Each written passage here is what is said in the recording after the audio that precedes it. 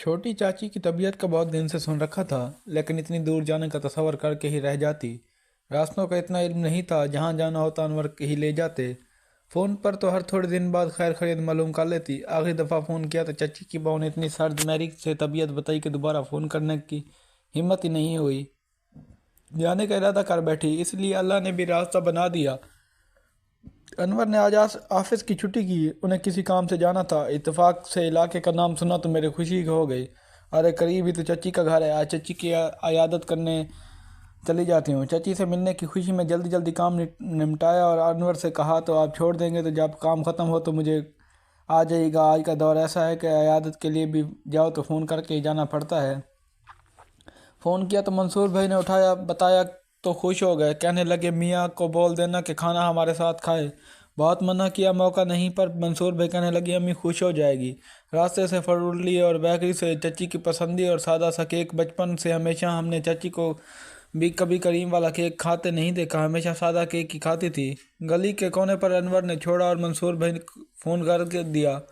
منصور بھائی گلی کے کونے تک لینے آ گئے۔ انور کو دیر ہو رہی تھی، اس لیے وہ واپسی میں آنے کا کہہ کر انوار نکل گئے۔ منصور بھائی اتنی محبت اور اپنیت سے ملے کہ اثر پر ہاتھ رکھا، پوچھا گڑیا خیریت سے ہو؟ بچوں کو نہیں لائی؟ بے اختیار آنسوں میں نمی اتر آئی۔ اس کا نام تو اب تک کوئی نہیں پکارتا تھا۔ نہیں منصور بھائی، دونوں بچوں کالج سے دیر سے آتے ہیں، پھر منصور بھائی گرمیوں میں نکلنا بہت مشکل لگتا ہے، یہاں تو آنا کبھی بچوں کو لے کر۔ چچی کے کمرے میں داخل ہوئی تو سامنے چچی بیڈ پر بیٹھی تھی۔ دل کو دکھ اس سے بھر گیا کہ چچی اتنی کمزور ہو گئی۔ اب مجھے دیکھتے ہی چچی کی آنکھوں میں ایسی چمک آئی کہ گلے لگایا، ماتھا چوما اور دعائیں دینے لگی۔ بچوں کا پوچھا، تھوڑی دیر میں چچی کی بہو لذوذات کے ساتھ اور چائے لے آئی۔ بہت اچھی طرح ملی، فون پر سرد میری سے بات کرنے سے کا شائبانہ تک نہ تھا۔ میں اچھے سے ملی۔ ارے منصور بھائی، کھانے کا کہا تھا تو چائے کے ساتھ اتنا اہتمام کیوں کیا؟ میں مہمان تھوڑی ہوں، اتنے عرصے بعد آئی ہوں۔ شہینہ نے آپ ہی تو مہمان ہی ہوئی نا؟ اور میں خاموشی ہو گئی۔ واقعہ 8 مہینے سے چچی بیماری کا سن رکھا تھا، ہسپتال میں دیکھ کر آئی تو پھر گھر کی مصروفیات کی وجہ سے نکل نہیں سکی۔ چچی کے پاس دنیا جہاں کی باتیں تھی کرنے کو، میرے پاس بھی بہت کچھ تھا دل کا حال کہنے کو۔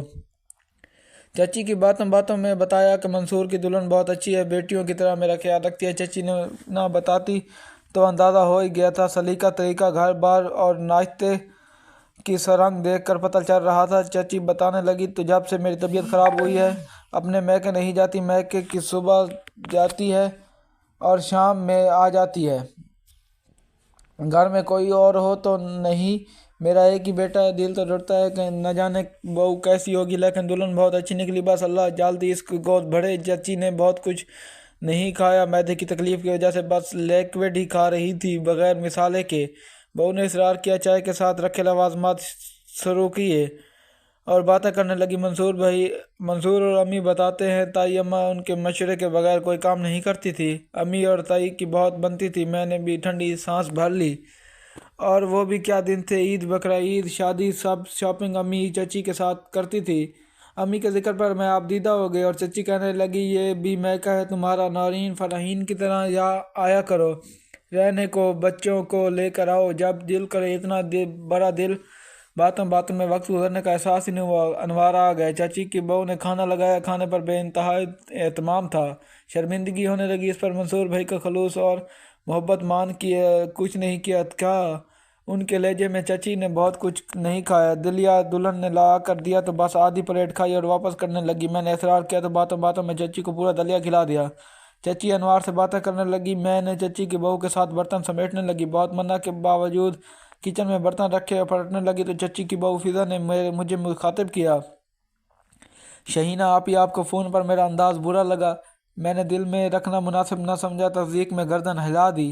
آنٹی کو معدے کا کینسر ڈائگنوز ہوا ہے، پچھلے دنوں بہت تکلیف سے گزری، لاسٹ سٹیج پر، ڈاکٹر نے بہت زیادہ ٹریٹمنٹ کے حق میں نہیں تھے۔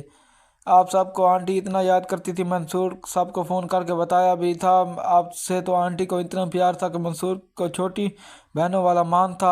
8 مہینوں میں آپ کی کمی بہت محسوس ہوئی، آپ کا تو بچپن گزرا ہے آنٹی کے ساتھ۔ آج دیکھیں آنٹی کتنا خوش ہے، دلیا بھی کھا لیا ورنہ 2 چمچے کھا کر واپس کر دیتی ہیں، فروٹ بھی کھایا اور چہرے پر خوش پرانی باتیں یاد کر کے دھمک رہا ہے۔ میں اور منصور آنٹی کا بہت خیال رکھتے ہیں، منصور کا تو بس نہیں چلتا، اپنی امی کے منہ سے نکلی ہوئی ہر بات پوری کر دیتے ہیں۔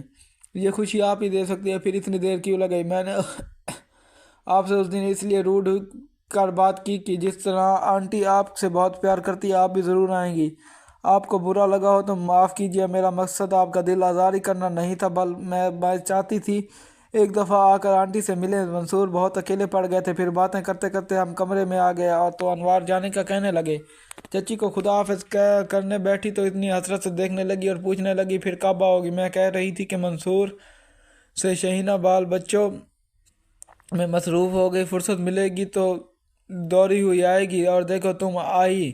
آپ آتی رہنا، میں نے وعدہ کیا تو آتی جاتی رہوں گی، بچوں کے ساتھ پروگرام بناؤں گی۔ مٹھی میں پیسے دیے اور کہنے لگی سہاگنوں کے ہاتھ خالی اچھے نہیں لگتے۔ آنکھوں میں آنسو آ گئے۔ اب یہ جملے سننے زمانہ ہوا تھا۔ چچی کا ماتھا چوما اور منصور بھائی سے معذرت کے الفاظ کہنے چاہے تو سر پر ہاتھ رکھ کر نہیں بیٹا کوئی بات نہیں، زندگی بہت مصروف ہو گئی، دور کا سفر بھی ہے۔ ہاتھوں میں پیسے دیے اور کہنے لگے کہ بیٹیاں میکے سے خالی ہاتھ نہیں جاتی۔ بے اختیار چچی کی بہو سے نظریں مل لی اور شرمندگی ہوئی، اتنی محبت بھرے مان بھرے رشتوں کو دکھ دیا۔ واقعی کبھی کبھی ہم وقت نکالتے بہت دیر کر دیتے، چاہنے والوں کو رشتے جو ہم صرف ہمارا وقت مانگتے ہیں۔ وقت نکالتے نکالتے شکر ہے بہت دیر نہیں ہوئی، جلدی دوبارہ آنے کا عہد کیا اور خدا حافظ کہہ کر انوار کے ساتھ گلی کا موڑ مڑ گئی۔ دوستو، اگر آپ کو میری کہانی پسند لگی ہو تو میرے چینل کو لائک اور چینل کو سبسکرائب ضرور کریں۔